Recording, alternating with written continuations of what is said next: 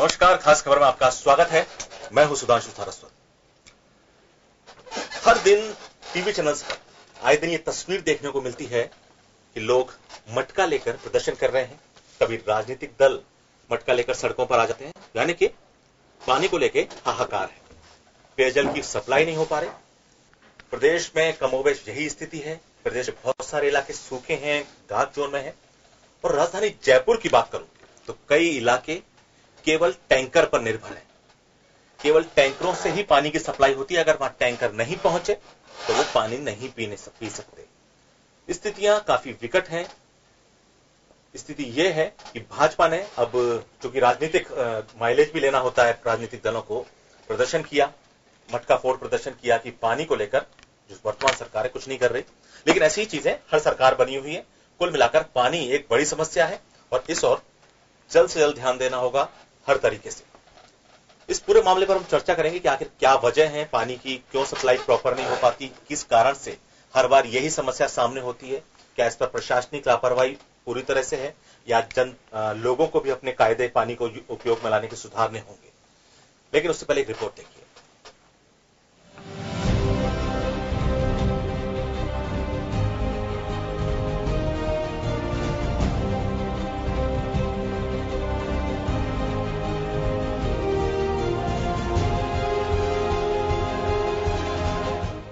जनता प्यासी मरती है, पानी दो।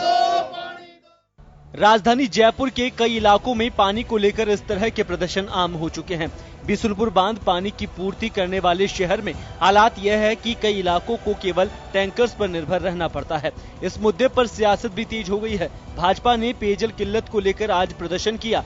बिसुलपुर बांध में केवल अगस्त तक पानी सप्लाई की क्षमता बची है। हालांकि जलदाय विभाग ट्यूबवेल की खुदाई में तेजी ला रहा है। जयपुर में अब तक 732 में से 300 ट्यूबवेल से शहर को पानी मिलने लगा है। भाजपा इसे सरकार का फेलियर बता रही है। पानी की टंकी की बात हो, बनी पार्क के पानी का सारा चेंज करने की बात हो, इस पानी का पूरा सिस्टम खड़ा किया। इसलिए टैंकर की आवश्यकता होती है डिमांड एंड सप्लाई के आधार पर। आपने ट्यूबवेल नहीं खोदे, ट्यूबवेल जो थे उनको कमीशन नहीं किया, जो ड्राई हुए थे उनको रिवाइव करने का काम नहीं किया, जो बन गए थे उसको सिस्टम को हमने करके कमीशन करके पानी को डिस्ट्रीब्यूशन का काम शुरू किया जाए, उसको नहीं किया। इसके कारण से टैंकरों की अधिक व्यवस्था करने के बाद भी आज जनता त्राही त्राही कर रही है। हम सरकार से मांग करते हैं कि व्यवस्थित रूप से किल्लत को खत्म करें और पानी के सोर्स डेवलप करके जनता को पानी मुहैया कराए। और जो प्रोजेक्ट हमारी सरकार ने सैंक्शन किए थे उन प्रोजेक्ट को जल्दी अविलंब जारी शुभारंभ करे ताकि पानी की किल्लत खत्म हो सके। जलदाय विभाग के स्रोत शहर को पानी सप्लाई के लिए पर्याप्त नहीं है। सरकारी ट्यूबवेल नाकाफी साबित हो रहे हैं और पानी माफिया कालाबाजारी भी कर रहा है। विभाग का मानस है कि निजी ट्यूबवेल से रोजाना 60 लाख लीटर पानी लिया जाएगा, लेकिन पानी की स्वच्छता का स्तर कैसा होगा इसकी कोई गारंटी नहीं है। बिसुलपुर बांध की कुल भराव क्षमता 39.20 टीएमसी है, जिसमें से अभी महज 4.4 टीएमसी पानी ही बचा है। यानी अभी 11.23% पानी ही बिसुलपुर बांध में बच पाया है। इस पानी में जयपुर समेत 4 जिलों को भी प्यास 15 अगस्त तक बुझा पाएगी। 15 अगस्त के बाद बिसुलपुर बांध प्यासा हो जाएगा। इसके बाद जलदाय विभाग पूरी तरह से बारिश पर निर्भर रहेगा। इस समस्या से निजात अच्छी बारिश और पानी के नियोजन से ही संभव है, क्योंकि जिस कदर धरती के गर्भ से पानी निकाला जा रहा है उससे आने वाला समय और भयावह हो सकता है। ब्यूरो रिपोर्ट, जन टीवी न्यूज। जिस तरह से जो मंत्री भाजपा के जो नेता हैं, वरिष्ठ नेता अरुण चतुर्वेदी जी जो बात कह रहे थे प्रदर्शन को लेकर और पानी की सप्लाई को लेकर, ऐसे ही आरोप कांग्रेस के शासनकाल में भी लगते आए हैं। मुद्दा यह है कि दोनों ही सरकारें जब जो पार्टियां जब सरकार में होती हैं तो एक दूसरे पर पानी की कमी को लेकर, पेयजल की दिक्कत को लेकर आरोप लगाती हैं। लेकिन आरोप लगाने से कुछ नहीं होगा। इस पर ठोस काम करने होंगे। राजनीतिक मुद्दा बनाने से भी कुछ नहीं होगा। हाँ, दबाव जरूर पड़ सकता है, लेकिन पानी की समस्या हर गर्मी में पानी की समस्या सामने आती है। लोग टैंकरों पर निर्भर हैं। राजधानी जयपुर के ही कई इलाके ऐसे हैं जहां अगर टैंकर नहीं पहुंचे तो उनको पीने के लिए पानी भी नसीब नहीं होगा। मेरे साथ इस मुद्दे पर चर्चा करने के लिए बीजेपी से वीरेंद्र शर्मा जी हैं, जी नमस्कार। मेरे साथ कुलदीप यादव जी हैं जो कि प्रदेशाध्यक्ष हैं राजस्थान वाटर वर्क्स कर्मचारी संघ। सबसे पहले मैं कुलदीप जी आपके पास आऊंगा क्योंकि आप इस समस्या को से आप इस प्रबंधन से जुड़े हुए हैं। आपने समस्या को देखा है, समझा है। हर बार गर्मी में चाहे किसी की सरकारों का मुद्दा करके हम इसको मुझे लगता है अगर हम इस साइड लाइन नहीं कर सकते। वही समस्या, वही पानी की समस्या हर बार आ रही है। टैंकरों के भरोसे कई इलाके हैं। क्या मानते हैं आप, क्या कारण, क्या पानी का नियोजन सही तरीके से नहीं हो पा रहा है या फिर और कोई समस्या है आप देख रहे हैं? जो आप टैंकरों का बार बार कह रहे हो सुधांशु जी, टैंकर जो जेडी की कॉलोनी है वहाँ पानी की व्यवस्था है, उसके बावजूद जो कॉलोनाइजर थे जिन्होंने कॉलोनियां विकसित की, उन्होंने पानी की तरफ ध्यान क्यों नहीं दिया? सरकार के पास, विभाग के पास जितने संसाधन थे, जहाँ सिस्टम डेवलपमेंट है वहाँ पानी सुचारू रूप से दिया जा रहा है। बात गर्मी में आती है, गर्मी में लगभग 30% पानी का कंजप्शन बढ़ता है जी। और वो सबसे ज्यादा जो डिमांड होती है कूलर की होती है। भारत की जनता है, समझाते हम खूब, लोग बाग रोड धोते हैं, कोई गाड़ियां धोते हैं। ये शर्मनाक बात है, इस पानी का महत्व नहीं समझ रहे। आज से 550 साल पहले रहीम जी ने धोवा किया था, अब पानी के बिना सारा शून्य हो जाएगा। फिर भी वो जनता के दिमाग में वो चीजें क्यों नहीं आ रही? बिल्कुल बार बार आपके चैनलों द्वारा इस मुद्दे को उठाया जाता है जी। सरकार के द्वारा जन जागरण आयोजन किए जाते हैं। बाकी भारत की जनता ये सब चीज सरकार के ऊपर ही समझती है। हमारी जो व्यवस्था करेगी सरकार करेगी, जनता इसमें पूर्ण रूप में फॉल्ट है। अगर जनता समझदारी से काम ले, सिस्टम से काम ले, तो पानी की कमी नहीं आई। पानी की चोरी करते हैं, कौन करते हैं? बड़े लोग करते हैं। हमारे आज जो पानी सप्लाई होता है उसमें कोई विवेचता, भेदभाव किसी तरीके का नहीं रखा जाता। समान रूप से एक ही सिस्टम से पानी दिया जाता है। पानी के माफिया है। पिछले दिनों की बात है, रामगंज में हमारे जेईएन बूस्टर पकड़ने गए, उसकी पिटाई करी। मेरे यहाँ मैं ज्योतिनगर में कार्यरत हूँ, यहाँ गए तो कोई बीजेपी के नेता थे बड़े, उन्होंने कहा मैं ये करवा दूंगा, वो करवा दूंगा। मगर भाई बूस्टर आप चोरी कर रहे हो, चोरी करना एक अपराध है। बोला कार्यचरण जी मगर मैं किसी से बात नहीं करूंगा, बूस्टर आपका लेके जाऊंगा। पारिवारिक, धार्मिक और सामाजिक आदमी हूँ। नियम यह है चोरी करने वालों के खिलाफ सजा दी जाएगी। उसको नोटिस दिया और बूस्टर हमने जब्त किया। जब तक राजनेताओं का प्रभाव ये कहते जी कोई भी हो, अगर हमारा नाम लेता उसका बूस्टर दोबारा उठाकर पेनल्टी डबल या ट्रिपल करवा तो व्यवस्था ठीक हो सकती है। तुरंत राजनेताओं के फोन आ जाते हैं। अधिकारियों को जयपुर में नौकरी करनी रहती है, हमें नौकरी करनी रहती है, इसलिए हम भी दब जाते हैं उनके चक्कर में। अगर सिस्टम को ऊपर से सिस्टम को ठीक किया जाए, पानी की दिक्कत नहीं आई। ये तो आपने एक बहुत जो देखिए आपने बिल्कुल सच सामने रख दिया, जो कि अमूमन नहीं रखते हैं लोग, अमूमन नहीं बोलते हैं। यदि नौकरी भी करनी है, राजनेताओं का दबाव भी आता है, चोरी करने वाले को बचाते भी हैं। वीरेंद्र जी, ये सवाल अब आपके पास आ जाता है कि ये जो राजनीतिक संरक्षण है, हर चीज में राजनीतिक संरक्षण। मेरा अपना आदमी है, अगर उसको पकड़ लिया तो साहब छोड़ दो। अगर कोई गलती कर रहा है, पानी की चोरी होती है या किसी भी तरीके की कोई समस्या, आपको लगता है आप चूंकि एक राजनीतिक दल से जुड़े हुए हैं, सरकार आपकी भी रही है, आज कांग्रेस की सरकार है, मैं ये नहीं कह रहा कि आप ही के हर सरकार में ये राजनीतिक संरक्षण से नाश हो रहा है। सब देखिए समस्या सोल्व नहीं हो रही, समस्या विकराल होती जा रही है। जी देखिए, कल भी ऐसा ही विषय था यहाँ पर बजरी खनन को लेकर, और आज भी कुछ इसी संबंधित विषय है जिस प्रकार से जो पानी का संकट है उस पर। और मैं समझता हूँ पानी का संकट केवल हमारे लिए नहीं, पूरे विश्व के लिए है और एक मानवता के सामने बड़ी चुनौती है। तो जैसा इन्होंने बताया, तो इस प्रकार से अगर राजनीतिक संरक्षण मिलता है तो मैं समझता हूँ कि वो दुखद है और ऐसा होना नहीं चाहिए, क्योंकि जो भी ऐसा करता है वो कहीं न कहीं से दोषी है। और रही बात पानी की संकट की, तो आज हमारा जो प्रदर्शन था वह सरकार की असंवेदनशीलता और उदासीनता के खिलाफ था। जिस प्रकार से डिमांड और सप्लाई हो रही है उसके खिलाफ था। और जो जिस प्रकार से टैंकर्स यूनियन की जो हड़ताल हुई उसके कारण से गंभीर संकट जयपुर में हुआ, उसके खिलाफ था।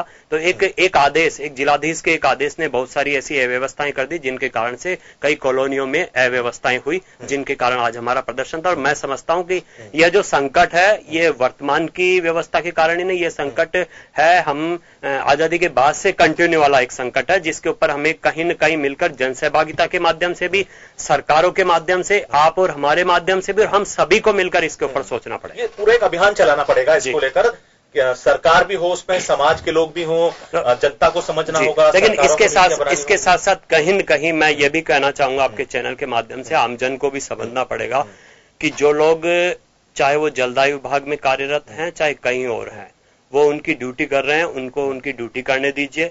संकट है तो उनके सामने भी संकट है, वो ऐसा नहीं है विषय कि वो पानी की पूर्ति कर सकते अपने माध्यम से, पर्सनल माध्यम नहीं है जिसके माध्यम से वो इस संकट को दूर कर सकते हैं, हम सभी को सोचना होगा। लेकिन जहां भी अगर कोई गड़बड़ करने का कार्य करता है, चाहे वो कर्मचारी हो या सरकार हो, तो उसके खिलाफत भी हमें करनी होगी और एक सिस्टम को सुधारने के लिए हम सभी को प्रयास करने होंगे। मैं आपसे शर्मा जी पूछना चाह रहा हूँ, 90 से भर्तियां क्यों नहीं की सरकारों ने तकनीकी कर्मचारियों की?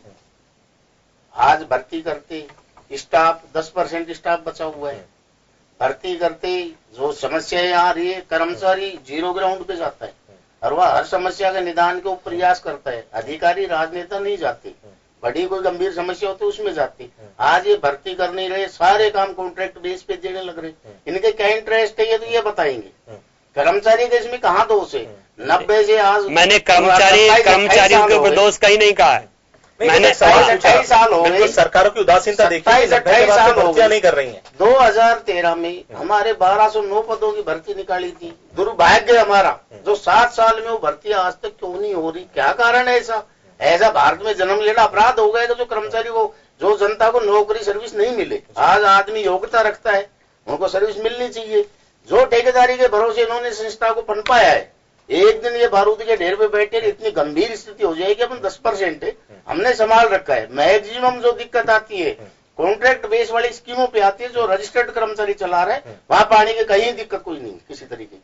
कुलदीप जी देखिए, आपने जो भर्ती की बात कही, ये बिल्कुल हर चीज समस्या से, हमारा कर्मचारी कम है तो निश्चित तौर पर उसके प्रबंधन में भी दिक्कतें आती हैं, वहां तक हर जगह आपकी रीच भी नहीं हो पाती है। एक अहम बात है जो आपने कहा कि एक तरह का दबाव रहता है, अगर हम कोई कार्रवाई कर रहे हैं तो एक तरह का दबाव मैंने खुद देखा है कॉलोनियों में, चाहे वो जयपुर जैसा शहर हो, कोई भी राजस्थान के दूसरे बड़े शहर हो, वहां लोग, वहां बोरिंग खुदे हुए हैं, बोरिंग से पानी की सप्लाई का काम चल रहा है, निजी तौर पर काम चल रहा है। क्या ये प्रशासन को, सरकारों को दिखाई नहीं देता ये सब काम? ये सरकार बताएगी। सरकारों को एक ही PhD विभाग नहीं है, नगर निगम भी जुड़ा हुआ है, JD भी जुड़ा हुआ है। ऑल ओवर डिपार्टमेंट के लिए जहां गलत कोई काम हो रहा है, संबंधित डिपार्टमेंट को एक दूसरे को सूचना दे कि भाई आपके इलाके में ये गड़बड़ हो रही है, ये चीज गलत हो रहा है। आज सारे डिपार्टमेंटों में कर्मचारी की उपलब्धता बिल्कुल नगण्य मात्र है, तो कौन जाके देखेगा?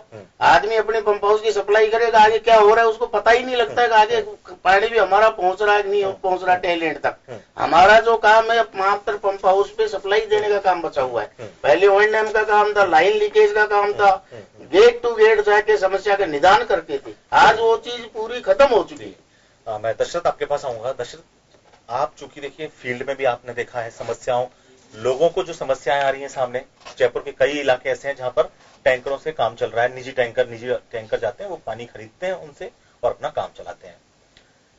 आपको क्या लगता है कि ये सब केवल, जैसे कुलदीप जी कह रहे हैं, केवल सरकार के बस की बात नहीं है ये? आप जो समस्या का जड़, आप जब बात करते हैं लोगों से तो कहां पाते हैं? केवल उनको जो अनऑथोराइज कॉलोनी है उनमें ही समस्या सबसे ज्यादा है, या जो ऑथोराइज कॉलोनी है उनमें भी वही कंडीशन आप पाते हैं? देखिए, इसमें दोनों ही चीजें हैं कि सबसे बड़ी बात यह है कि सरकार अगर चाहे तो सब कुछ समस्या का निदान हो सकता है। बीसलपुर से 500 MLD से ज्यादा पानी लेता है जयपुर। बीसलपुर के अलावा बाहर की जो कॉलोनियां है जो अवैध तरीके से बसा दी गई, सरकार का फेलियर इसमें होता है कि सरकार डेवलपर के साथ या पीठ पीछे सरकार को पैसा मुहैया कराते हैं, वो वहां पर कॉलोनियां बसाते हैं। वहां की जो जनता है, वहां का पानी जिम्मेदारी PhD विभाग की नहीं है, क्योंकि नए वहां PhD की लाइनें हैं। उन लोगों के पास जो पानी पहुंचता है वो टैंकरों के माध्यम से पहुंचता है। अब प्राइवेट टैंकर भी है, सरकारी टैंकर है। सरकारी टैंकर वहीं यूज होता है जहां पर आपकी जो कॉलोनियां हैं, जो रजिस्टर्ड कॉलोनियां, वहीं पे वो जाते हैं। प्राइवेट वाले वो 200 रुपए भी ले सकता है, 400 रुपए भी ले सकता है। वहां पर जब पानी की समस्या होती है तब हो हल्ला होता है। बात करें बीजेपी करे भले ही कांग्रेस करे, दोनों ही पार्टियां दोनों ही सरकारों में ऐसे होता है। बीजेपी के वक्त बात की गई जल स्वावलंबन की, कि राजस्थान में जल स्वावलंबन की वजह से ये डेवलप हुआ है, पानी का स्तर सुधरा है, जल स्वावलंबन से तालाब बावड़ियां ये बनाई गई, क्या स्थितियां सुधरी। बीजेपी के राज में भी वही प्रदर्शन होते थे, कांग्रेस के राज में वही प्रदर्शन होते थे। बीजेपी के राज में यही जल भवन पर हर तीसरे दिन लोग पहुंचते थे, कांग्रेसी मटका फोड़ प्रदर्शन करते थे। आज वक्त आ गया, कांग्रेस की सरकार है, बीजेपी वाले आ गए। सवाल ये है कि इसके पीछे कौन है। जब तक इस समस्या का स्थायी समाधान नहीं होता, पानी आपके पास कितना है, पानी कितना देना है, बाहर की जो कॉलोनियां है उनके लिए क्या व्यवस्था है, या कोई डेवलपर ऐसी कॉलोनियां बसाता उस पर क्या चार्ज लगाया जाएगा या उस पर पेनल्टी लगाया जाएगी नहीं लगाया, ये तमाम चीजें अगर आप नहीं देखेंगे तो इस समस्या का कोई निदान नहीं है। ये हर बार गर्मियों में ऐसा ही होता है, इस बार ऐसा, अगले साल। ये एक बहुत इंपॉर्टेंट बात आपने कहा, वो जो महत्वपूर्ण बिंदु आपने कि देखिए, अगर एक डेवलपर कॉलोनी बसा रहा है, अनऑथराइज्ड कॉलोनी या फिर कॉलोनी कट रही है, तो क्या ये सरकार आंख मूंदे हो? तो कोई भी गवर्नमेंट आंख मूंदे हो तो रहती नहीं है, उनको पता है। क्या ये सवाल नहीं बनता है उस डेवलपर से, उस पर योजना बनाने वाले कंपनी से कि भाई आप इनके लिए पानी की व्यवस्था कैसे करोगे? दूसरी चीज, वो बोरिंग खोद रहे हैं, बोरिंग पे आप चिल्ला रहे हैं बार बार कि जल स्तर नीचे जा रहा है, जल स्तर इतना नीचे चला जाएगा कि उस पानी का बाद में उपयोग नहीं होगा। तो क्या ये कॉलोनियां जितनी तेजी से बस रही हैं, क्या सरकार को केवल मुनाफा दिख रहा है और कुछ इसके अलावा दिखाई नहीं दे रहा है? देखिए, निश्चित तौर पे सरकार ही नहीं बल्कि सरकार के अंदर जो बड़े अफसर बैठे हैं, सबसे बड़ी उनकी गलती होती है उन तक, या फिर राजनेताओं की। उनकी शहर पे ये तमाम चीजें होती हैं, चाहे ट्यूबवेल की बात करो या अवैध खुदाई की बात करो, अवैध कॉलोनियां बसाने की बात करो, सिर्फ और सिर्फ इसका ठीकरा फोड़ा जाता है कर्मचारी का जो पीएचडी का है। वो मटके फोड़ने वाले जो आते हैं वो सीधे आपके चेंबर में घुसेंगे, वहां तोड़फोड़ करेंगे, गाली गलौज करेंगे, हम उस पार्टी से आए, फलानी पार्टी से आए, कल तक पानी पहुंचना चाहिए। लेकिन आप उसके पीछे देखिए उसकी मजबूरी क्या है, उसके पास कितना पानी है, सप्लाई किस किस को देनी है, टैंकर कितने हैं, ये तमाम। जब तक सरकार इसमें सख्त नहीं होगी, प्रशासन सख्त नहीं होगा, तब तक इस समस्या का कोई समाधान नहीं है। न बीजेपी न कांग्रेस, दोनों ही सरकारों में ऐसा रहेगा। आने वाली गर्मियों में, इस साल की गर्मी में आपने देखा, अगली साल फिर देखेंगे कि यही समस्या आएगी। जयपुर नहीं बल्कि पूरे प्रदेश में इस तरह की समस्याएं आती हैं, और लोगों को भी कहीं ना कहीं अवेयर होने की जरूरत है कि जैसा कि यादव जी ने कहा कि लोग गाड़ियां धोते हैं या वेस्टेज जो पानी करते हैं, जब तक वो नहीं करेंगे तब तक इस समस्या का समाधान नहीं हो सकता। जो एक बिंदु दशरथ ने उठाया कि कर्मचारी पे ठीकरा फूटता है, उसको उस पे जाके दबाव बनाती है जनता। लोगों पे देखिए, लोगों का जो दोष है, जब उन पे पानी नहीं पहुंचता तो, या जब वो उस पानी पेयजल नहीं पहुंच पा रहा है तो वो आक्रोश में आके पीएचडी के ऑफिस आ गए, उस पे आ गए जहां पे कर्मचारी तैनात है। अब उसकी एक जिम्मेदारी है, उसको वो उसमें कुछ नहीं कर सकता है। ये भी पता है कि वो जितना पानी छोड़ना है उसको आदेश है वो उतना ही छोड़ेगा। ये सब जो स्थितियां बनती हैं, मारपीट हो गई, तोड़ फोड़ कर दी गई, तो कर्मचारी में एक डर और भय भी व्याप्त हुआ है कि मैं अपनी नौकरी बचाऊं, कि मैं कहीं लोगों से मार नहीं खाऊं। ये भी, इस पे क्या आपको लगता है कि जो प्रशासन है, आपके जो आला अफसर है, वो केवल आंख मूंदे बैठे हुए हैं? नहीं, सबसे पहले मैं आपको सुधांशु जी एक बात समझाऊं। जो हमारे सिस्टम डेवलपमेंट हो रहे हैं, ये आज से कोई 15 साल पहले, कोई 20 साल पहले, कोई 30 साल पहले, कोई 40 साल पहले, संसाधन हमारे वही है। हम जो पानी दे रहे हैं 5 मेंबरों के हिसाब से पानी दे रहे हैं। आज शर्मा जी ने 5 मंजिल का मकान बना के 50 आदमी छोड़ दिए। सिस्टम तो हमारा पुराना ही है, स्टोरेज का सिस्टम हमारा पुराना है, लाइनों का सिस्टम हमारा पुराना है। तो हम शर्मा जी को पानी कैसे पिलाएंगे 5 मंजिल में 50 आदमी को? हमारा जो नॉर्म्स है 5 आदमी के लिए पानी का है। आज मारामारी ज्यादा होती है।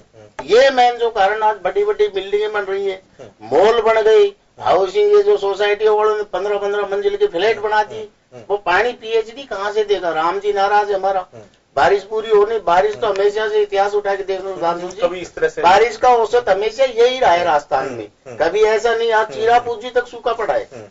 ये राजस्थान की बात नहीं, महाराष्ट्र में 12% पानी है। कल परसों पेपर में थी, हमारे यहाँ 14 थे। हमारे यहाँ जो सिस्टम जो अनडेवलपमेंट हो रहा है, अनकंट्रोल्ड हो रहा है, जिसपे कंट्रोल नहीं है। हर चीज की में आप देख रहे हो, बिल्कुल एक फ्लोर थे, देख रहे हैं ऊंची ऊंची इमारतें, वो आगे खड़े हो जाते हैं पानी दो, बड़े बड़े बुस्टर लगा लेते हैं, तय खानों के अंदर बुस्टर लगा लेते हैं। जो आम नागरिक है, आप जाइए अपने सामान्य नागरिक है, वो पानी के बिना परेशान होते हैं। और राजनेताओं से कहते हैं पानी नहीं आ रहा हमारे, धरने प्रदर्शन की तैयारी होती है, प्री प्लान होता है। नगर निगम के चुनाव आ रहे हैं, राजनीति चाहिए पार्टियों को, कोई ना कोई मुद्दा तो इस तरीके का लेंगे जिसको घुमाया जाए।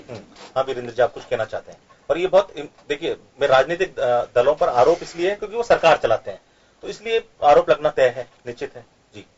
जी देखिए, अनेकों विषय है जो जल संकट के लिए हमें समझने चाहिए। सर्वप्रथम एक विषय के ऊपर गौर करना चाहूंगा, दिलाना चाहूंगा। सिंधु नदी समझौता हमारे यहाँ पे हुआ था आजादी के बाद। मैं समझता हूं अगर उस पर सही तरीके से कार्य होता तो आज स्थिति देश की ऐसी नहीं होती।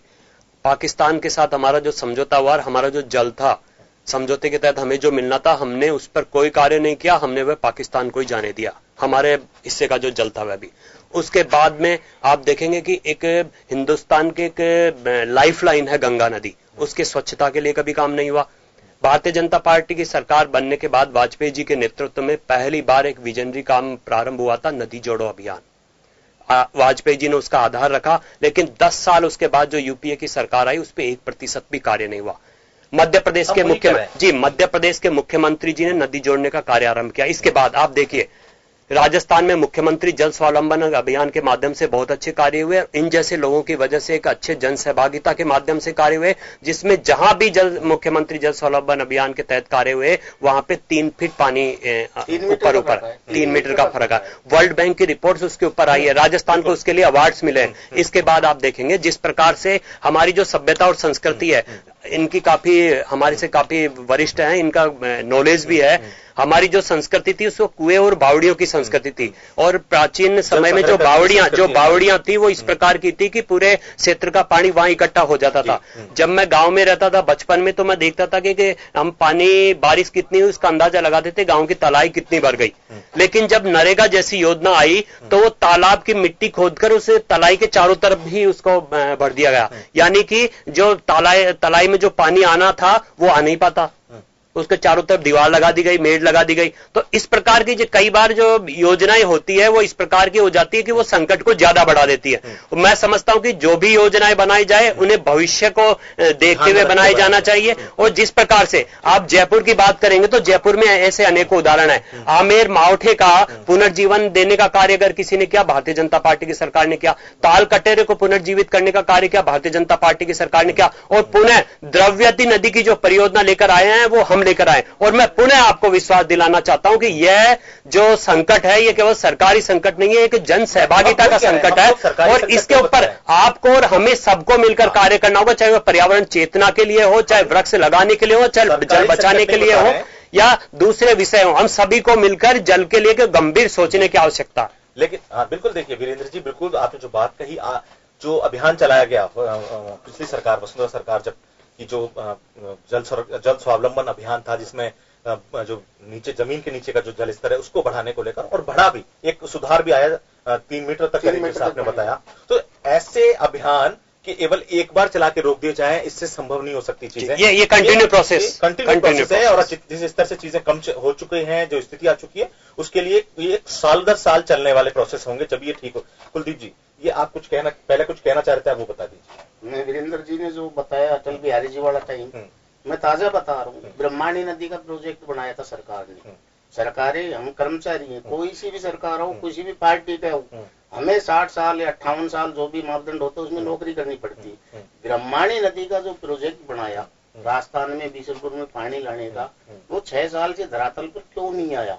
वो कहाँ गायब हुआ? आज अगर बीसलपुर को उसमें 6 साल में तो आ जाता, मैं चाह रहा हूँ।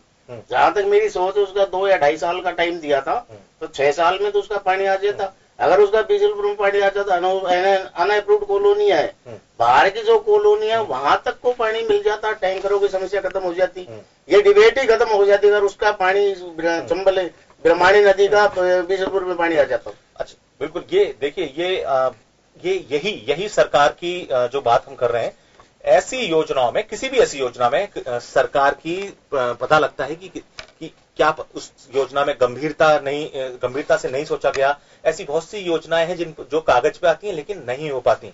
मैं अभी आपके पास आऊंगा इस सवाल का जवाब लेने के लिए, लेकिन कुलदीप जी, एक चीज मैं जानना चाहता हूँ, ये जो टैंकरों का जो टैंकरों से पानी सप्लाई हो रहा है, देखिए, मैं जिन लोगों के पास टैंकरों से पानी पहुंच रहा है वो पैसे देके पानी ले रहे हैं, लेकिन वो कम से कम ये सोचते होंगे कि भाई जहां में पानी नहीं मिल रहा वहां कम से कम टैंकर हमको पानी नसीब करा रहे हैं। लेकिन जो टैंकरों के कारण जो लगातार जो दोहन हो रहा है पानी का, जहां पे हर निजी कॉलोनियों में, अनऑथराइज कॉलोनी में अपनी तरीके से लोगों ने बोरिंग खुदवाया, पानी निकालना शुरू किया और बेचना शुरू किया, टैंकर भर रहे हैं पानी।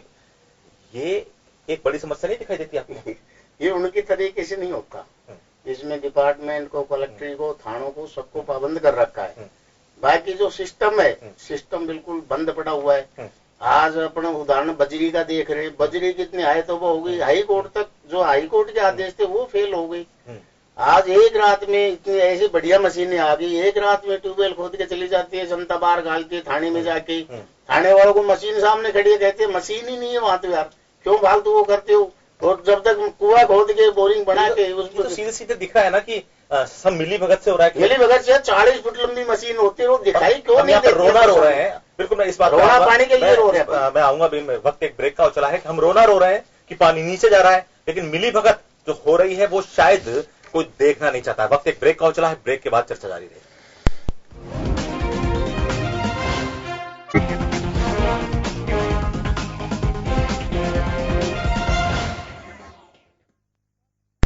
ब्रेक के बाद आपका फिर से स्वागत है खास खबर में।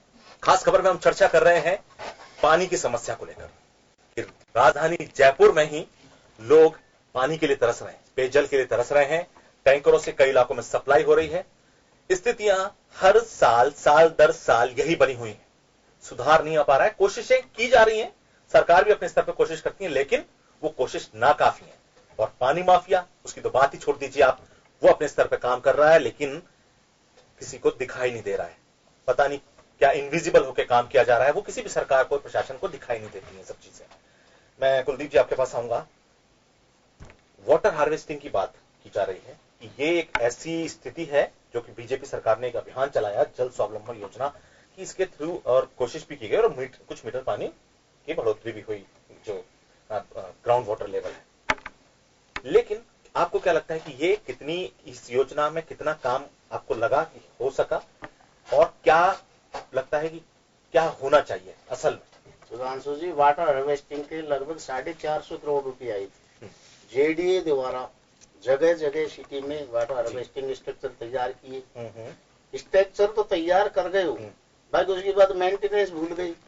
आज हमारे डिपार्टमेंट ने, विभाग में जो हमारे सरकारी कार्यालय है उनमें वाटर हार्वेस्टिंग स्ट्रक्चर तैयार करवाई, उनकी बराबर मेंटेनेंस होती है। हमारे जो कर्मचारी वो कह के जागरूक होते हैं, बारिश आ गई साहब इसकी साफ सफाई करवाओ नालों की की। बस जो जेडीए ने निर्माण करवाया उनका भी तो कुछ जिम्मेदारी ले। अगर वो वाटर हार्वेस्टिंग प्रॉपर तरीके से सिस्टमेटिक हर साल उसको दुरुस्तीकरण कर दिया जाए, पानी का 3 मीटर नहीं, आज तक कम से कम 15 से 18 मीटर पानी का डेप्थ बढ़ जाती। हम जो कनेक्शन देते हैं लोगों को 300 वर्ग मीटर में कनेक्शन देते हैं एक प्लाट वाले को। वाटर हार्वेस्टिंग मस्ट है। मेरे पास जो भी चीज आती है मैं कह देता हूँ जी, मंत्री का फोन या सीएम साहब का फोन, वाटर हार्वेस्टिंग होगा तो आपका कनेक्शन होगा। आपको 50 से 60 हजार रुपए तो खर्च करने पड़ेगी। बात जो कह रहे हैं आप, मैं एक बड़ा इंपॉर्टेंट बात इसमें मैं पूछना चाह रहा हूँ। आपने कहा कि 300 जो, हाँ ये पूरा बाकायदा नियमों में है कि 300 गज का अगर प्लाट 300 मीटर का तो उसमें वाटर हार्वेस्टिंग बनानी होगी। क्या बन रही है? हाँ बन रही लोग, जो हमारी नजरों में मैक्सिमम बन रही है। बाकी चोरी सुधांशु जी सब जगह 100% चोरी नहीं होती। आज पैसे में हर चीज खरीदी जा सकती है। हमारे साथी होंगे कैसे जो कॉन्ट्रैक्टर हैं, नलों के नलकारों के जो कनेक्शन करवाते हैं, वो आदमी अगले आदमी को, पार्टी को हिप्नोटाइज करेगा। अगर कुछ पैसे में आधे आदमी यार आपके 60 हजार लगेंगे, 20 हजार दे दो, मैं फर्जीवाड़ा करने में आदमी सक्षम रहता है। बजाय उसको ये दिमाग लगाए यार आपको करवाना है, मस्ट है, तो बहुत बढ़िया चीज है। आज नहीं तो आगे इसके लिए बड़ा कानून बनेगा वाटर हार्वेस्टिंग के लिए। मेरी बात नोट कर लो, हम डिपार्टमेंट में रहे नहीं रहे, इतना बड़ा और इतना सख्त कानून बनेगा, उस पर एक्शन होंगे। और जब जनता की सोच खुलेगी, जैसे जैसे पानी कम होगा, जनता अपने आप समझ में आएगी यार ये अपन को बहुत पहले कर लेना चाहिए था, बहुत पहले करना चाहिए था। हमारे जो ट्यूबवेल सूखते हैं, मैं वहां भी सलाह देता हूँ, वहाँ घर वालों से भी कहता हूँ 5-7 मकान, यार इसका पानी जोड़ दो कि तुम्हें पानी मिलता रहेगा।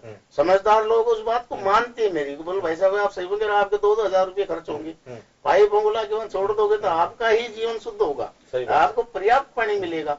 सोच के ऊपर बहुत बड़ी चीज होती है। अच्छे लोग होते हैं, कई आदमी ऐसे होते हैं उनकी समझ में नहीं आनी, सरकार करेगी, वीरेंद्र जी करेंगे, वो करेगा, ये करेगा। एक अहम बात की बार बार बीसलपुर बांध का बात आती है। अब देखिए बांध तो कुछ, बांध में जितना पानी आएगा उतना सप्लाई होगा, बारिश नहीं होगी तो बांध सूखे रहेंगे, पानी की सप्लाई नहीं होगी। ये तो सीधा सा गणित है, सीधा सा नेचर का सिद्धांत है। बांध हमने बना दिया, बारिश नहीं आ रही, लेकिन क्या कहीं ऐसा भी स्थितियां होती हैं कि बांध के पानी का वेस्टेज हो जाए किसी कंडीशन में, या उसके पानी को सही तरीके से नियोजन करने में हम कहीं चूकते हो कभी?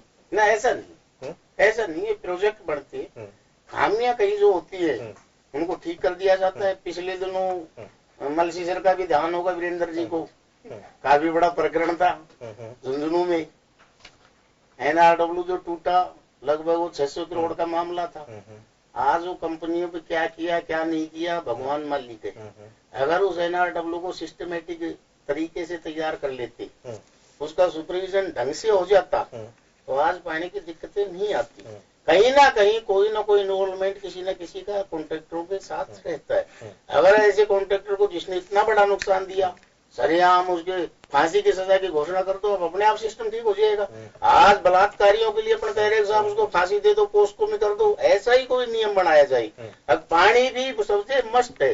अगर पानी पे अनियमितता करता है आदमी, गलत काम करता है, चोरी करता है, अलग अलग प्रावधान में उसकी कठोर सजा का प्रावधान रखे सरकार, विधेयक पास करे, सिस्टम अपने आप सुधरता आ जाएगा। अगर कोई चोरी करता हुआ पाया गया पानी की, तो पहली बार में उसका कनेक्शन क्यों नहीं काट दिया जाता है? भाई कोई इसमें कोई रियायत देने की जरूरत ही नहीं है कि अगर चोरी उसमें वो पैसा खिलाएगा, नीचे से कुछ पैसा खिला के हाथाजोड़ी करेगा, या जो ऊपर जो अधिकारी हैं वो उनके पास रिश्वत पहुंचेगी, तो कहीं ना कहीं वो चोरी फिर दोबारा से हिम्मत पड़ जाती है। मैं सुधांशु सर आपको बताऊं, 67 से अब तक कोई नियम ही नहीं हमारे विभाग का।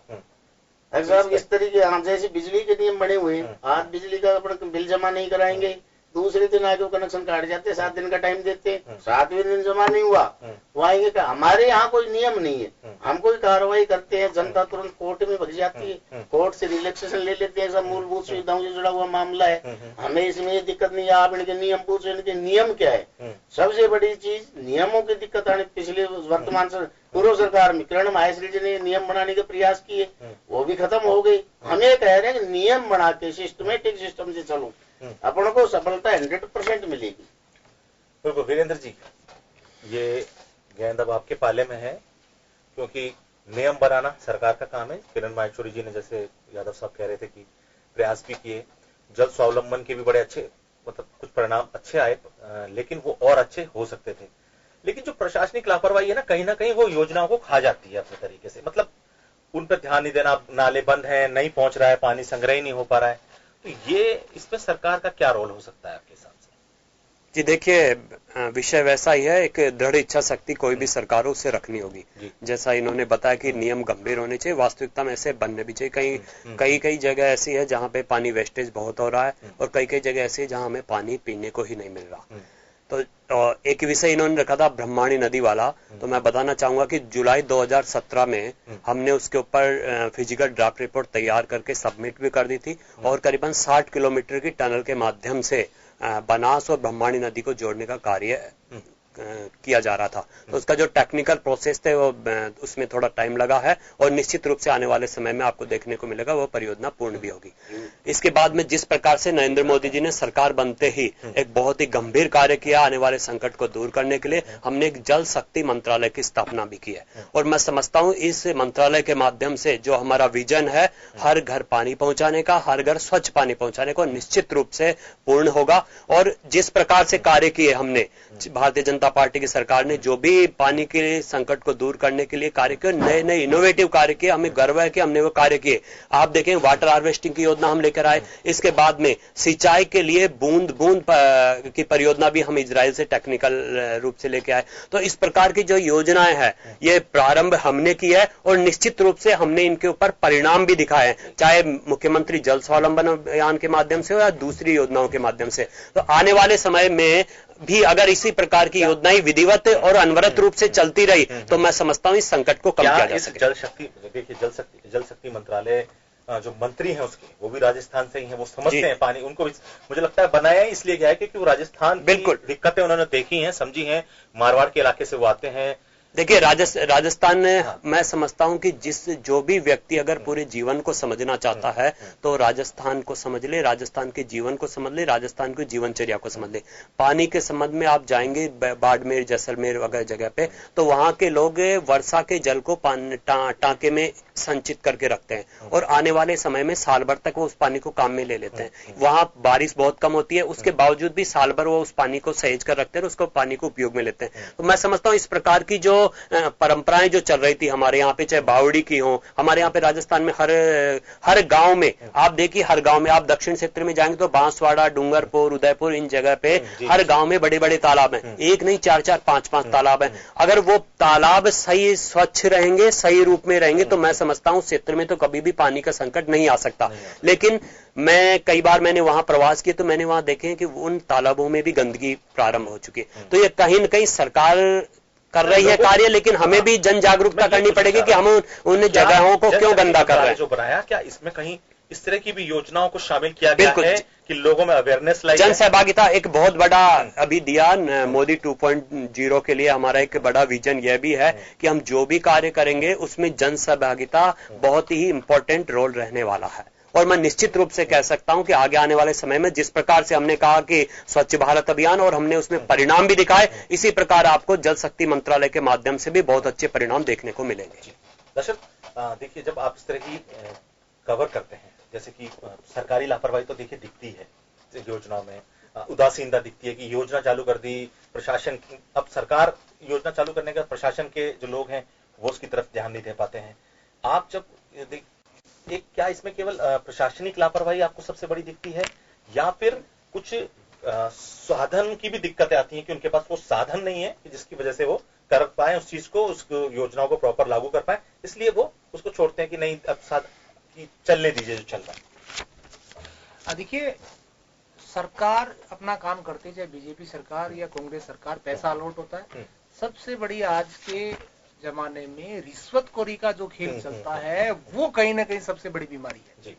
यादव जी जैसे बता रहे थे कि पीएचडी विभाग में आप टेंडरों की बात करो, झुंझुनू का इन्होंने एक उदाहरण दिया।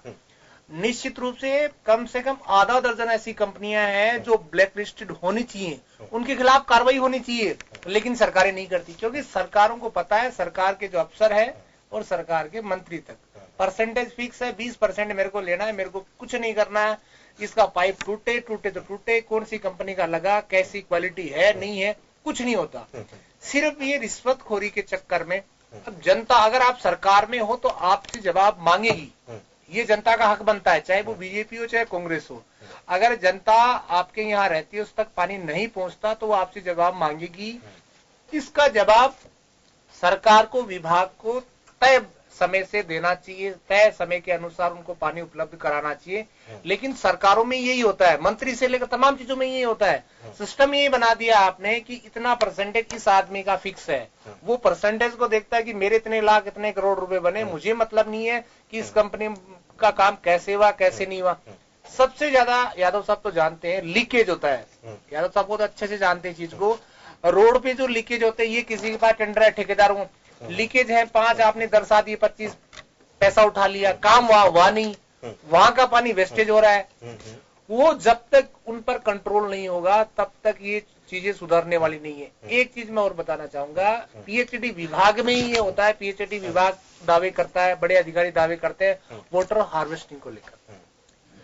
ये भी दावा किया गया लास्ट ईयर कि साहब हमारी जितनी भी जयपुर शहर में तमाम शहरों में जो बिल्डिंग है, जो पीएचडी की दफ्तर है, वहां पर ये सिस्टम अपने डेवलप कर रखा है कि वहां एक नीचे टैंक बनाया है, जो बारिश होती है उसमें हमारी छतों में जो पानी भरता है वो नीचे चला जाता है, वो स्टोरेज होता है, वहां का जल स्तर सुधरता है। हमने कई दफा इस खबर को चलाया है अपने चैनल पे, जिसमें वो जब अंदर हम गए तो वो नाले पूरे खराब मिले, वहां डस्ट मिली, मिट्टी मिली, न नीचे पानी जाता है ना। जब खबर चलती है तो एक चार्जशीट किसी के पास जाती है, उसको तलब किया जाता है, 7 दिन इसको दूसरी जगह भेज दो, 7 दिन से बाद वापस आ जाता है।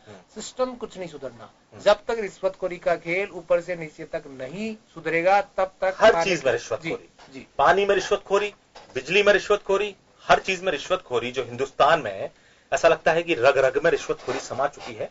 ये एक ऐसा सबसे बड़ा जो शुरुआत है किसी भी संकट की, वो यहीं से हो रही है। कुलदीप जी, आप चूंकि देखिए इन चीजों से वाकिफ होते हैं, आपने वो चीजें समझी हैं, सरकारी तंत्र से भी आप अभी जुड़े हुए हैं।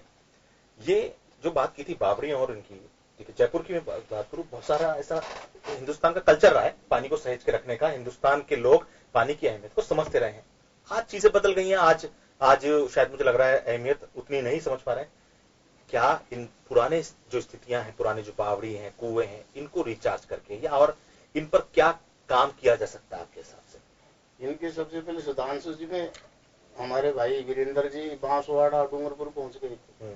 जयपुर शहर का जो हाट था रामगढ़ बांध जी, हाई कोर्ट ने कितने निर्देश दे दिए, कितनी पालना हुई, कितनी बड़ी बड़ी कमेटियां बनाई उसके लिए, फिर भी काबू में क्यों नहीं आ रहा। हाई कोर्ट में गलत तथ्य पेश कर दिए जाते होंगे, क्यों हम तो जाते नहीं, हमें तो पता ही नहीं है क्या कर रहे हैं, क्या अखबारों में पढ़ते हैं, आपके चैनलों में देखते हैं हाई कोर्ट ने आज ये आदेश जारी किया, ये आदेश क्या इतनी भी बारिश नहीं हुई, रामगढ़ में 1 फीट भी पानी क्यों नहीं पहुंचा।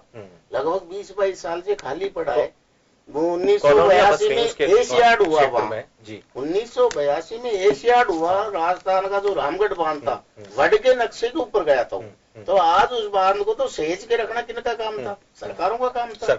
सरकार के पास संसाधन आते हैं, संसाधनों के बाद स्टाफ आते हैं, कर्मचारी आते हैं। आज वहाँ जीर्ण अवस्था में रामगढ़ बांध पड़ा है, हमें भी उसको तरस आता है। 1901 में जो उसका निर्माण किया था बांध का, बड़े बुद्धिजीवी लोगों ने किया था। आज तो तरह तरीके के संसाधन है। उन्होंने 1901 में जयपुर की स्थिति को देख लिया था, रामगढ़ बांध बनाएंगे तो जयपुर शहर के परकोटे को पानी दे देंगे। परकोटे को खूब पानी पिलाया रामगढ़ बांध ने। उसके बाद जयपुर आज 45 किलोमीटर के एरिया में बसा है। ये इतना बसा, सिस्टमेटिक बसाते तरीके से बसाते, अप्रूव ही नहीं करते कॉलोनियों को, अनऑथराइज बस रहे उन पे बुलडोजर चला के उनको खत्म कर देते। जब ये सिस्टम डेवलपमेंट होता है, अगर सोच अच्छी होती है तो काम 100% होता है। जैसे भाई वीरेंद्र जी ने कहा सफाई का सोच आया, तो आज कोई माइनस में ऐसे आदमी जो थैली को बाहर रोड के बाहर फेंकते हैं, आज सोच आ गई कचरा वाला 2 दिन आएगा तो 2 दिन बाद बिल्कुल करते हैं ऐसा लोग, बिल्कुल करते हैं। ये बहुत जो आपने बात महत्वपूर्ण बात कही। एक चीज मैं आपको बताना चाहूंगा, जयपुर देखिए राजधानी दूर दराज के क्षेत्रों की तो बात ही छोड़ दीजिए कि वहाँ क्या स्थिति होती है। बहुत सारे ऐसे इलाके हैं जहाँ महिलाओं को 10-10 किलोमीटर 15 पैदल चल के पानी लाना पड़ता है।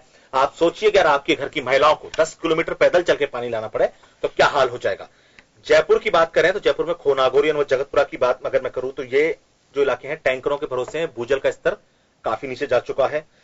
जामडोली यहाँ पंप हाउस और एसआर बना हुआ है, जिसे ट्यूबवेल से यहाँ पर भरा जाता है। पानी की समस्या यहाँ भी बढ़ बिशनपुर को पानी आ रहा है जी। पृथ्वीराज नगर इस इलाके में ज्यादातर हिस्सा निजी ट्यूबवेल व टैंकर के भरोसे चल रहा है और काफी लंबे समय से इसके मांग भी उठती रहती है। यहाँ पर करधनी का इलाका है, जहाँ पर जो वो कालवार रोड के आसपास का जो इलाका है वहां भी टैंकरों के भरोसे ही कॉलोनियों में पानी आया जा रहा है।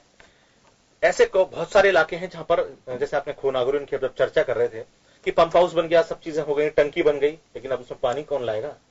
नहीं, पानी उसका बीसलपुर से जोड़ दिया। आज जो टैंकर सप्लाई हो रहे हैं वो बीसलपुर के पानी से हो रहे हैं। 10 MLD पानी दे जा रहे हैं, 10 MLD उस टंकी में मिलता। हम ये चाह रहे हैं 3 साल से इतना 84 करोड़ रुपया खर्च करने के बावजूद जो सिस्टम बनाया तो सिस्टम को डेवलप क्यों नहीं किया गया, क्या कारण रहे, किस वजह से क्यों नहीं चालू किया गया, ये तो बड़ा जांच का विषय है। 84 करोड़ खर्च होने के बावजूद 60,000 जो जनता रह रही पॉपुलेशन है उनके लिए एक सिस्टम तैयार किया था। 3 साल से उसको धरातल पर क्यों नहीं लेके आई।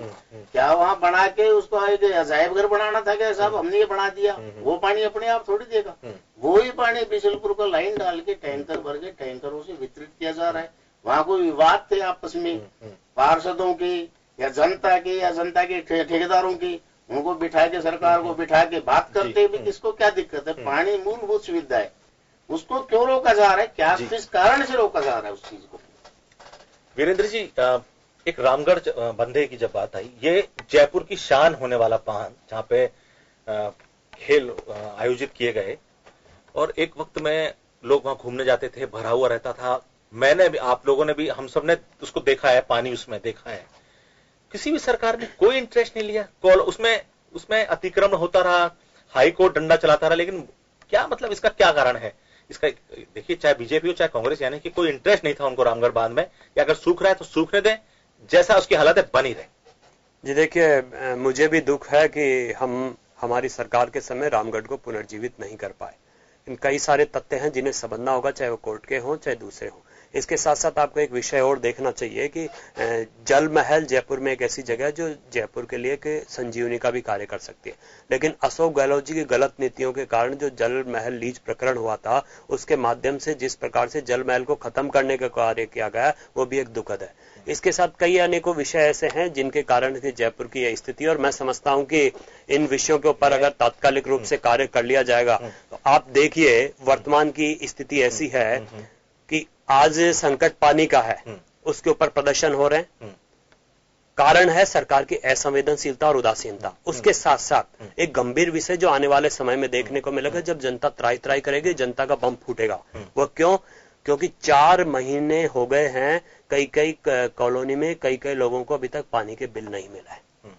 तो जब वो बिल एक साथ आएंगे और इस प्रकार से उनके ऊपर कई टैक्सेस और ये लग के आएंगे, तो आप निश्चित मानिए कि दूसरा संकट सामने और आने वाला है। तो जो सरकार की असंवेदनशीलता है वो भी सामने आएगी। ये बता दीजिए, बीजेपी ने पानी के लिए प्रदर्शन किया। एक होता है प्रदर्शन करना, विपक्ष जब भी आपके काल में कांग्रेस प्रदर्शन करती थी, प्रदर्शन करके चुप बैठ जाना। क्या बीजेपी अब इस मुद्दे को हाथ में लेगी और उस मुद्दे पर अंत तक लड़ाई लड़ने का सामर्थ्य रखती है बीजेपी? जी बिल्कुल। आज का जो ये प्रदर्शन था, ये सरकार की असंवेदनशीलता और उदासीनता के कारण था। कुछ जगह टैंकर्स की जो हड़ताल के कारण प्रॉब्लम हुई, उसके खिलाफ था। आने वाले समय में अगर कहीं भी संकट ऐसा जनता के सामने आता है, तो भारतीय जनता पार्टी उसके लिए सड़क से लेकर विधानसभा तक भी लड़ाई लड़ेगी। और मैं समझता हूं भारतीय जनता पार्टी ने इसे अनेकों उदाहरण दिए हैं, चाहे जनसहभागिता के माध्यम से, या हमने स्वयं कार्यकर्ताओं ने भी कार्य किए। और आप देखेंगे जिस प्रकार से वाटर हार्वेस्टिंग की बात हो रही थी, भारतीय जनता पार्टी के कार्यालय में आप जाके देखेंगे तो वाटर हार्वेस्टिंग का बहुत अच्छा उदाहरण आपको वहां देखने को मिलेगा। तो हम विश्वास करते हैं जनसहभागिता के माध्यम से समस्याओं को दूर करने में, और सबसे पहले विश्वास करते हैं खुद कार्य करके दिखाने में। प्रशासनिक लापरवाही, सरकारी उदासीनता, ये सब चीजें हमने बात की। आपने भी बताया कि वाटर हार्वेस्टिंग के स्ट्रक्चर बन गए, लेकिन पाइपों में मिट्टी है, कचरा फंस गया। ये तो साफ दिखता है कि लापरवाही है। ये जब आप लोगों के बीच गए हैं, लोगों से आपने बात करी है, रूबरू हुए हैं, आपने समस्याओं को जड़ से देखा है वहां पर, क्या लोगों कि केवल समस्या कहते हैं कि मेरे के ये हमारे पानी नहीं आ रहा, हम ये समस्या है? क्या आपको लगता है कि ये लोगों में भी एक कोई कतई मतलब उस चीज को शायद वो भी उतना गंभीरता से नहीं लेते हैं इसको? देखिए, पानी मूलभूत चीज है कि पानी के बिना आदमी नहीं रह सकता। पानी नहीं है तो ये जीवन नहीं है। अब लोगों के घर में अगर पानी नहीं आएगा तो निश्चित रूप से वो कहेंगे, हल्ला भी करेंगे, होल्ला भी करेंगे, बाहर भी करेंगे, अधिकारियों को भी सुनाएंगे। और लेकिन हमने अब तक ये देखा है कि लोगों का काम 50% है, उसको हाईजैक करके बवाल करना काम है पार्टियों का। कांग्रेस की सरकार हो, बीजेपी का ये काम रहता है कि बीजेपी के तमाम कार्यकर्ता, भले ही उसमें समस्या छोटी हो लेकिन वो बवाल ज्यादा होता है। अगर कांग्रेस की सरकार नहीं, बीजेपी की सरकार है, तो कांग्रेस के कार्यकर्ता भी ये करते हैं। असली जो समस्या है उसके समाधान के लिए काम नहीं किया जाता राजनीतिक पार्टी की तरफ से। असली समस्या का समाधान ये होना चाहिए कि इस जगह नहीं आ रहा, प्रॉपर 3 दिन आप किसी अधिकारी से कम्युनिकेशन करोगे, उससे बातचीत करो, दूसरे दिन जाओगे, समस्या का समाधान हुआ कि नहीं। आप वहां गए, आपने मटके फोड़े, आपकी फोटो हुई और आप चलते बने। ये हमने देखा है, ये कांग्रेस की सरकार में भी देखा है, बीजेपी की सरकार में देखा है कि हम जहां मटके फोड़ने वाले हैं वहां 50 क्या कर देंगे कि वो लोकल भी नहीं होंगे, वो किसी कच्ची बस्ती से उठा के उनको वहां लाया जाएगा, उनको खड़ा किया जाएगा और वो औरतें खड़ी रहेगी और वो आप नेताजी आएंगे, सफेद गाड़ी कुर्ते पजामे उतरेंगे, फोटो खिंचाएंगे, साहब उनके सामने ज्ञापन दे दिया। आपने ज्ञापन दिया, लेकिन ज्ञापन के बाद उसका रिजल्ट क्या हुआ? क्या उस जनता को पानी मिला या नहीं मिला? उस तक कोई नहीं जाता, न बीजेपी जाती है, न कांग्रेस जाती है। और सरकार की सबसे बड़ी गलती यह है कि रामगढ़ जैसे बांध को आप वहां पानी नहीं ले पाए। साथ ही बीजेपी पे एक ये भी आरोप, जैसा कि यादव साहब ने बताया कि खो नागौर की 60,000 जनता, उसके लिए पैसा लग गया, टंकी बन गई, पंप हाउस बन गए, सब चीजें हो गई, लेकिन साहब पानी नहीं आया। अब ये गलती किसकी? जनता की तो है नहीं, बीजेपी को ही बताना पड़ेगा पानी की। अब बीजेपी क्या करेगी? साहब वो तो पानी आने वाला था, कांग्रेस वालों ने शुरू ही नहीं किया, कांग्रेस वाले निकम्मे थे। कांग्रेस की जब आएंगे तो बीजेपी वालों में डर देंगे। ये आरोप प्रत्यारोप की राजनीति तो हिंदुस्तान में, मुझे लगता है कि जब हिंदुस्तान की राजनीति की बात होती है या इस पर शोध किया जाएगा। देखिए सुधांशु जी, आरोप प्रत्यारोप एक राजनीतिक विषय है, लेकिन मैं समझता हूं उसके साथ एक विषय और गंभीर विषय है कि जिस प्रकार से जल संकट का विषय, चाहे वो आज हो या कंटिन्यू चलता आ रहा हो, सरकार इस समय कांग्रेस की है। और मैं समझता हूं कि कांग्रेस के प्रतिनिधि भी अगर यहाँ पे अपना पक्ष रखने के लिए मौजूद होते तो एक संवेदनशील विषय होता, लेकिन उनकी असंवेदनशीलता और उनकी उदासीनता यहाँ भी देखने को मिल रही है कि उनका पक्ष रखने के लिए क्यों संकट है, ये सब उन्हें रहना चाहिए था। तो वो असंवेदनशीलता कांग्रेस की यहाँ भी नजर आ रही है। मैं बहुत ज्यादा मेरे पास समय नहीं है, इस संकट से निजात पाने के लिए मुझे, क्योंकि लोग सुन रहे हैं, लोग देख रहे हैं, आप जो भी उपाय आपको लगते हैं वो बताइए, ताकि कुछ जितने भी लोग, मुझे लगता है अगर जो सुन रहे होंगे उनमें से कुछ लोग अगर उस उपाय को करेंगे, सरकार के लोग हों चाहे आम जनता हो, क्या लगता है? सरकार ने जो 8 साल पहले 9 साल पहले वाटर हार्वेस्टिंग सिस्टम नष्ट किया कनेक्शन में, उससे पूर्व के जितने भी मकान बनाए हुए हैं, मेरा व्यक्तिगत सुझाव है और बहुत बढ़िया सुझाव दे रहा हूँ, उनका सर्वे करवाया जाए। 300 क्यों 200-250 मीटर में भी काफी स्पेस रहता है, उनको चिन्हित करके, मैं दानदाताओं की कमी नहीं है, सी स्कीम जैसे पोस्ट इलाके, बापूनगर जैसे पोस्ट इलाके, बड़े बड़े वहाँ बंगले हैं, वहाँ उनको तुड़वा के वहाँ फ्लैट बनाए जा रहे हैं, उनको समझाएं आप अपने घरों में वाटर हार्वेस्टिंग करवाओ, सर्वे कर लें। तो जयपुर का पानी जो सड़कों पे बह रहा है, वो एक बूंद भी पानी सड़कों पे नहीं है, वो पूरा का पूरा पानी जमीन के अंदर जाने की संभावना हो सकती है अगर इस विषय पे कानून बना के सर्वे करके कॉलोनियों का, जो भी बड़े मकान है, छोटे हैं वो 2 या 3 प्लॉटों को जोड़ दो, सड़क के ऊपर बना दो, फुटपाथ के ऊपर बना दो, वो इतनी जगह नहीं घेरता वाटर हार्वेस्टिंग। अब किसी को कोई अवरोध होगा उसके ऊपर फेरो सीमेंट का रख के कवर कर दो, रोड के बराबर आ जाता है। इस विचार को लेके चलेंगे तो पानी 100% जयपुर का 30 मीटर से ऊपर आ सकता है। ये तो बहुत आपने जो बात कही है बहुत ही अहम है, उपयोगी है कि किस तरह से 30 मीटर से ये आ सकता है।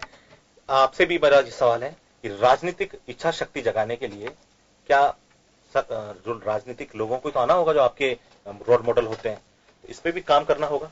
जी बिल्कुल, हम लोग, और ये हमारी योजना में भी है कि जैसे हमारा अभी सदस्यता अभियान चलेगा, उसके साथ साथ आगे आने वाले समय, वर्षा के समय में हमारे यहाँ पे अभियान चलने वाले हैं, चाहे वृक्ष लगाने का अभियान हो, चाहे जल संरक्षण के हो, चाहे जन सहभागिता के अभियान हो। हम पार्टी और संगठन के माध्यम से इस प्रकार के अभियान चला रही है भारतीय जनता पार्टी कि आम आदमी को अवेयर करेंगे कि जल संसाधनों को किस प्रकार संरक्षित किया जा सकता है, उन्हें स्वच्छ रखा जा सकता है। ये प्रदर्शन जो आपने आज किया है, ये केवल प्रदर्शन मात्र नहीं है, ये मात्र प्रदर्शन मात्र नहीं रहेगा, मैं आपको विश्वास दिलाता हूं। और ये हमारा संकल्प भी है कि जिस प्रकार से माननीय नरेंद्र मोदी जी ने एक नया मंत्रालय स्थापित किया, जल शक्ति मंत्रालय, उसके माध्यम से हर भारतीय जनता पार्टी के कार्यकर्ता के संकल्प भी है कि शुद्ध पानी हर घर घर तक पहुंचे। वह जन सहभागिता के माध्यम से भी हम उसका उपयोग करेंगे, और दूसरे जो भी, चाहे वृक्ष लगाने हो, चाहे कुएं तालाब बावड़ियों का जीर्णोद्धार करना हो, जितने भी विषय हम कर सकते हैं वो हम करेंगे। तो देखिए, इस चर्चा की जो कोशिश है, चर्चा के पीछे जो उद्देश्य है वो यही है कि मात्र केवल राजनीतिक आरोप प्रत्यारोप करना या इस तरह की ये उद्देश्य से कोई पूर्ति नहीं हो सकती। जल संकट सामने है, सब खतरा साफ दिखाई दे रहा है। आने वाले समय में ये खतरा और बढ़ता जाएगा अगर इस पे नहीं जागा गया, नहीं चेता गया। जो देश के शहर है, पूरा वैश्विक रूप से संकट है और भारत में के कई शहर इस संकट से जूझ रहे हैं। हमें चेतना होगा। सरकारी उदासीनता, जो सरकारों की उदासीनता है, प्रशासनिक जो लापरवाही है, रिश्वतखोरी है, इस पे कहीं ना कहीं लगाम लगे और लोग, खासतौर से लोग अवेयर हों। जिस तरह से पानी बहाया जाता है उस पर भी कड़े कानून बनाए जाए, उन पर भी जुर्माना लगाया जाए, उनको अंदाजा, उनको दिलाया जाए, इस बात का ज्ञान कराया जाए कि इस पानी के वेस्ट होने से वो केवल पानी का वेस्ट नहीं कर रहे हैं, वो कहीं ना कहीं इस देश के लोगों के साथ, आम जनता के साथ खिलवाड़ कर रहे हैं। खास खबर में इतना ही, मुझे दीजिए इजाजत। नमस्कार।